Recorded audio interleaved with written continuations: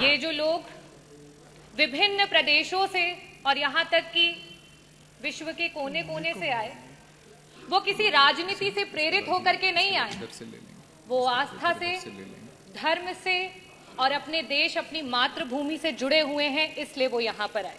वहाँ पे गिद्ध नहीं गए थे, वहाँ पे सूअर नहीं गए थे, वहाँ पे इस देश में आस्था रखने वाले, इस देश को लोकतांत्रिक समझने वाले, इस देश में भाईचारे को आगे लेकर के जाने वाले लोग वहां पे पहुंचे थे। रावण नहीं हम पलने देंगे साधुओं के वेश में, रावण नहीं हम पलने देंगे साधुओं के वेश में, अफजल नहीं पनपने देंगे अब्दुल कलाम के देश में, हिंदू हो या मुसलमान अब शीश नहीं कटने देंगे, कसम तिरंगे झंडे की अब ये देश नहीं बंटने देंगे। डॉक्टर रागिनी।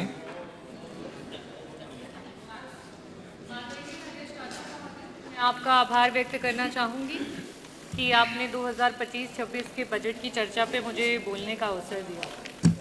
आज इस भरे सदन में मैं सर्वप्रथम संविधान के रचयिता बाबा भीमराव अंबेडकर जी को नमन करती हूँ, जिन्होंने आर्टिकल 25 में हमें ये अधिकार दिया, स्वतंत्र धर्म का सम्मान अधिकार और हर आस्था का सत्कार। और इसी के नाते आज पूरे देश में और प्रदेश में हमारे बीच में कुंभ का महापर्व जो रहा, उसमें पूरे देश से लोग आए। मैं सभी लोगों का जो आए उनका स्वागत करती हूँ। यहाँ कई प्रकार की चर्चाएं हुई और बहुत सारे शब्दों का प्रयोग किया गया। ये जो लोग विभिन्न प्रदेशों से और यहाँ तक कि विश्व के कोने कोने से आए, वो किसी राजनीति से प्रेरित होकर के नहीं आए। वो आस्था से, धर्म से और अपने देश, अपनी मातृभूमि से जुड़े हुए हैं, इसलिए वो यहाँ पर आए। महाकुंभ के आयोजन में जितना बजट होना चाहिए था, सरकार ने उसकी कमी की।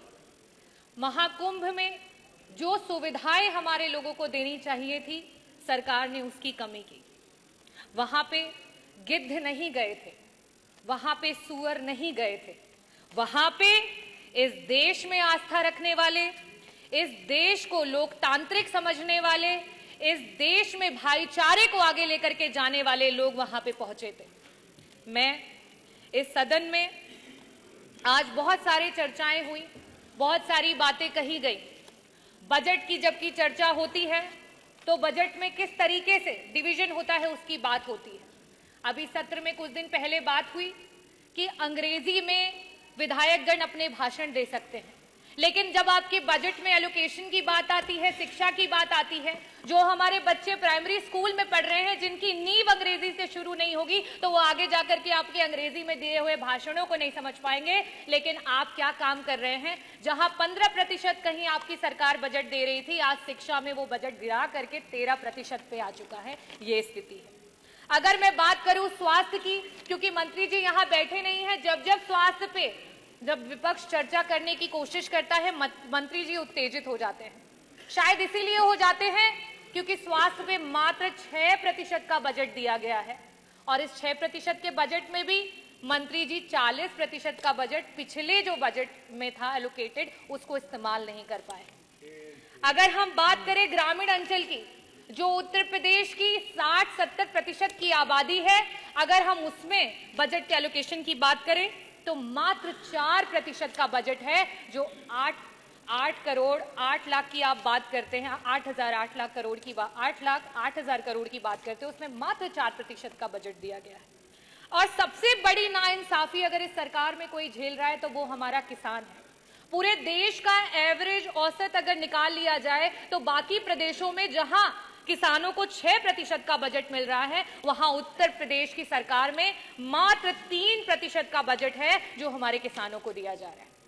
और सबसे आखिरी में और सबसे जरूरी बात, अभी हमारी माननीय सदस्य बार बार पीडीए की बात कर रही थी, तो सदस्य आप भी और यहाँ सम्मानित सदस्यगण, मैं आपको सभी को बताना चाहूंगी कि जहां पूरे देश में 3% का बजट विभिन्न प्रदेशों में, चाहे वो आपका दलित समाज हो, वनवासी समाज हो और अल्पसंख्यक समाज हो उसको दिया जाता है, वहीं उत्तर प्रदेश में मात्र 1% का बजट दिया जाता है।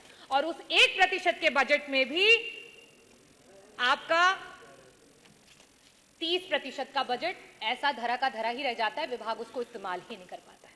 हम इतने बड़े बड़े बजट की बात कर रहे हैं, मैं आंकड़े रखना चाहूंगी। शिक्षा विभाग में वर्तमान में 14% का बजट जो है वो शेष रह गया, इस्तेमाल नहीं कर पाए।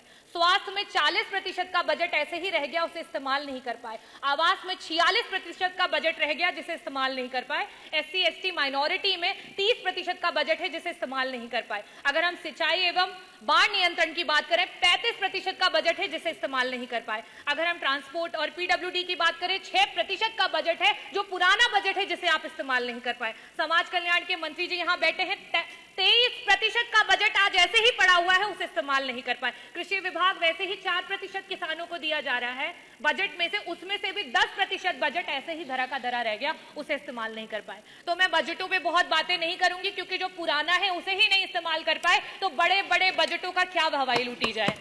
मैं बात करना चाहूंगी अपने देश की एकता की, क्योंकि जिस समय यहां अंग्रेजी की बात हुई उस समय उर्दू के बारे में बहुत बड़ी बड़ी बातें की गई। उर्दू में जो लोग बोलते हैं उनको कुछ शब्दों से नवाजा गया। हमारे देश में उर्दू को बड़े ही लगाव से देखा जाता है। हिंदी अगर हमारी मातृभाषा है तो आज का ये जो देश है वो अंग्रेजी से भी नहीं घबराता है, अंग्रेजी को सीखने की पूरी इच्छा रखता है। पंडित ब्रिज नारायण जी, पंडित रतननाथ सरहार जी, मुंशी प्रेमचंद जी, पंडित आनंद मोहन जी, यहाँ तक कि उपराष्ट्रपति रहे हुए कृष्णकांत जी, इन सभी लोगों का उर्दू से बहुत लगाव था।